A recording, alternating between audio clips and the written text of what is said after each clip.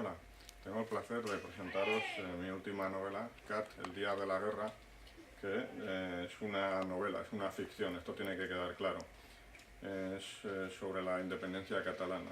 Lo que hago es llevar la cuestión de la independencia catalana al peor de los escenarios posibles y al peor de los momentos imaginables posibles en el 2019, o sea, un conflicto bélico en el que llega a haber una guerra.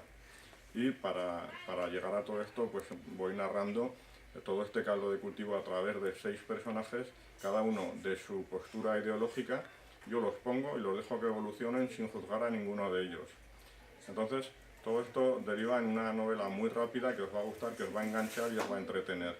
Es una crítica absolutamente brutal, que no rehúye la polémica, que se mete con todos los colores políticos, todos los partidos, igualmente los de España que los de Cataluña, y es una crítica salvaje a la manipulación, dos tipos de manipulación.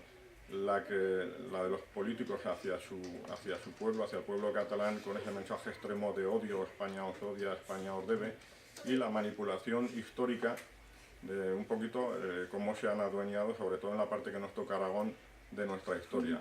Y eso está avalado por grandísimos historiadores que me han prestado sus textos. Entonces, tengo que decir que no es una crítica a Cataluña ni a los catalanes, donde tengo grandísimos amigos y es una tierra que amo muchísimo.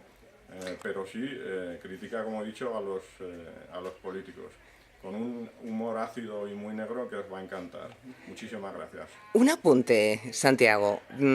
¿Hay alguna editorial catalana que se ha interesado por tu libro? Pues de hecho, algunas, la mayoría sí, pero una de las 3 grandes librerías de Cataluña me ha vetado, no me deja vender en Cataluña, y los correos, los mensajes que he recibido han llegado incluso a la amenaza física. Pero bueno, son, digamos, críticas sin fundamento porque no se han leído la novela. Si se la leyeran encontrarían que no busca violencia gratuita, sino todo lo contrario, tender puentes hacia el entendimiento. Muchas gracias. A Por ti. cierto, y que vendas muchos ejemplares, Santiago. Hasta Gracias. pronto. Nos hemos pasado el tiempo.